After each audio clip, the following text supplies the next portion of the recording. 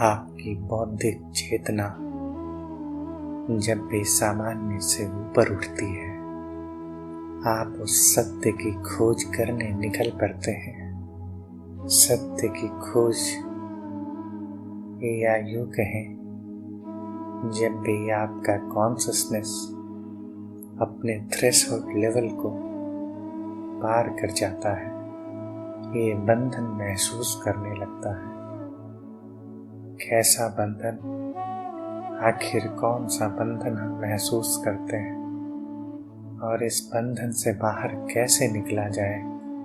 जिस बंधन की बात मैं कर रहा हूँ, वो बंधन आपकी परतंत्रता का बंधन है, आपकी गुलामी का बंधन है।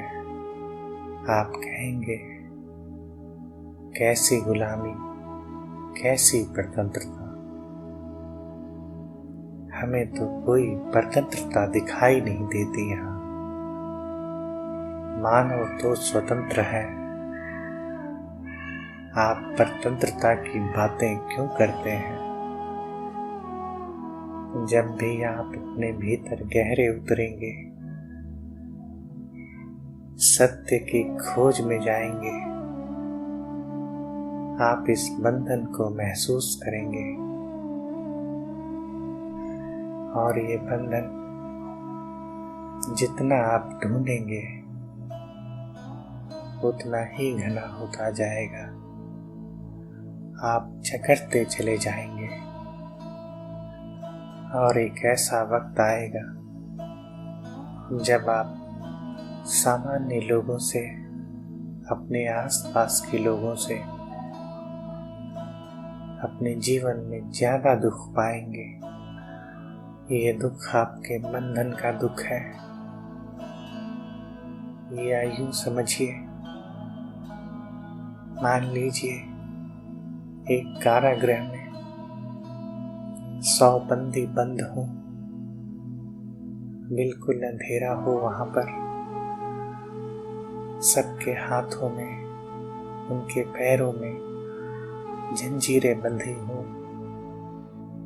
उन बंदियों में आप भी एक कैदी हैं, पर समय के साथ सब सो जाते हैं, गहरी नींद में सो जाते हैं, अपनी जंजीरों के साथ सो जाते हैं।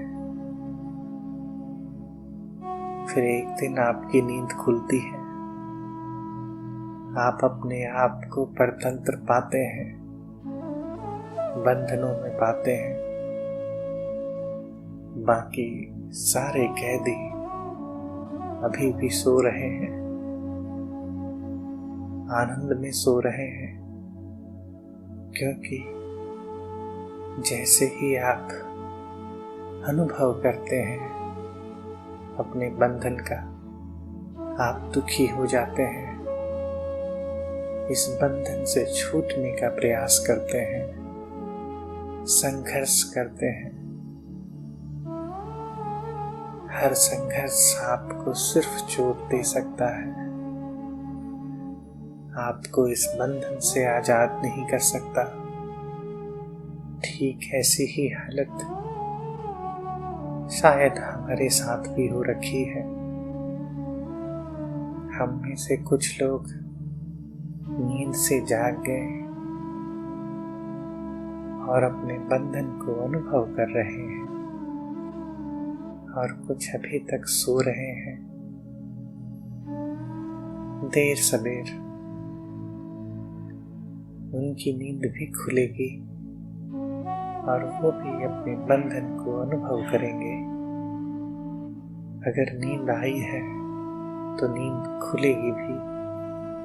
ऐसी तो कोई नींद नहीं है जो कभी खुले ना।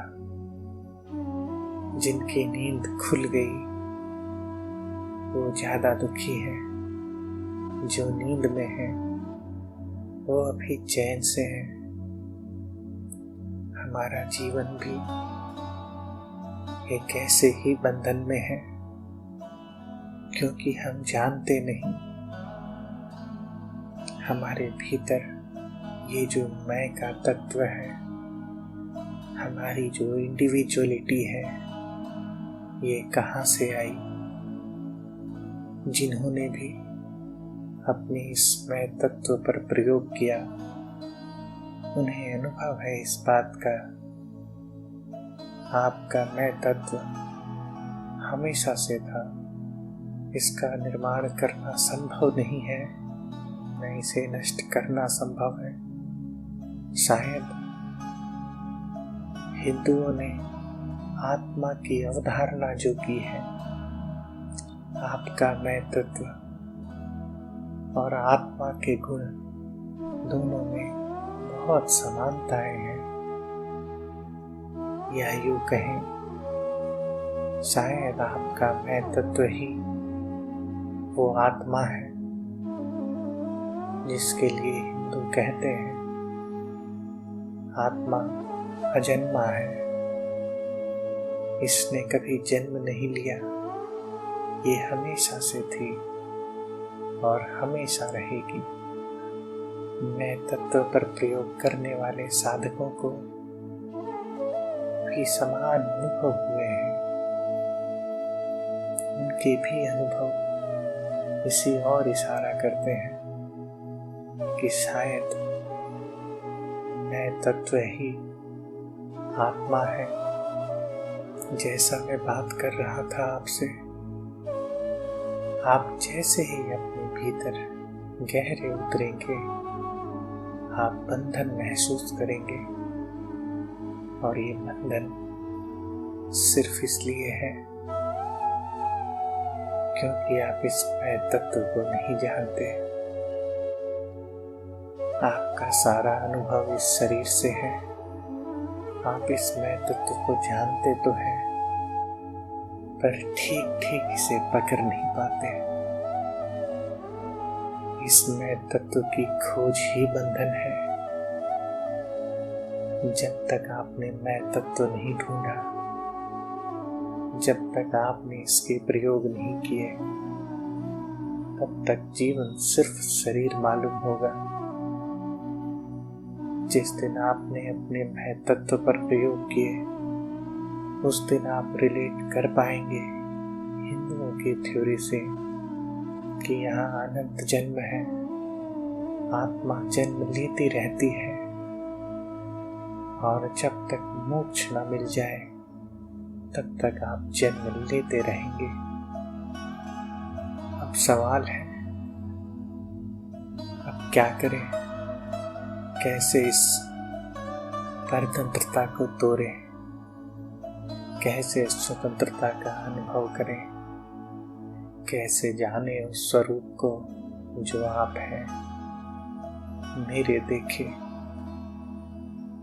जिस दिन आपको बोध होना शुरू हो जाए कि आप सिर्फ जानने वाले हैं, आप अपने मन को जानने वाले हैं, आप अपने शरीर को जानने वाले हैं, उस दिन आप इस मैं तत्व को ढूंढने की कोशिश मत कीजिए, क्योंकि आप जितना ढूंढेंगे उसे, इससे उतनी दूर चले जाते जाएंगे।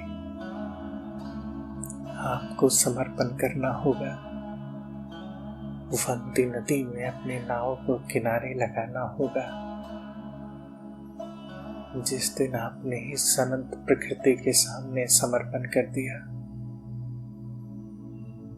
शायद उस दिन आपकी दूसरी यात्रा फिर से शुरू हो पाएगी। मेरे देखे, अपने बंधन को खत्म करने का एकमात्र उपाय है समर्पण। इस प्रकृति में आपको समर्पण करना ही होगा। जैसे ही आप समर्पण करते हैं, आप विचार शून्यता की ओर बढ़ते हैं, थॉटलेसनेस होने की तरफ बढ़ते हैं। और थॉटलेसनेस होना बहुत ही अलग अनुभूति है। जिस दिन आप थॉटलेसनेस स्टेट में प्रवेश करेंगे, उस दिन आप अपने मैं तत्व को, अपने दृष्टा को बिल्कुल आईने की तरह साफ देख पाएंगे। आप उस झील की तरह हो जाएंगे जिसकी लहर समाप्त हो गई और पूर्णिमा के चांद का पूरा प्रतिबिंब जिस पर उतर आया। अभी आपकी झील में बहुत सारी तरंगे हैं, अभी चांद उतरता नहीं उस पर। तो पहले तो आपको समर्पण करना होगा, आपको उस तिनके की तरह नदी में बहना होगा जिसने अपनी आइडेंटिटी नदी के साथ एक कर दी। चाहे तो नदी उस तिनके को किनारे लगा दे या अपने साथ समुद्र में मिला ले। तिनके का कोई भाग्य न रहा, तिनका अब नदी के साथ एक हो गया। आप सोच कर देखिए, अगर वो तिनका समर्पण ना भी करता तो भी उसे जाना वहीं पड़ता जहां नदी चाहती। तिनके के समर्पण करते ही उसकी जिंदगी से सारे दुख खत्म हो जाएंगे, उसका बंधन खत्म हो जाएगा, विचार शून्यता आ जाएगी।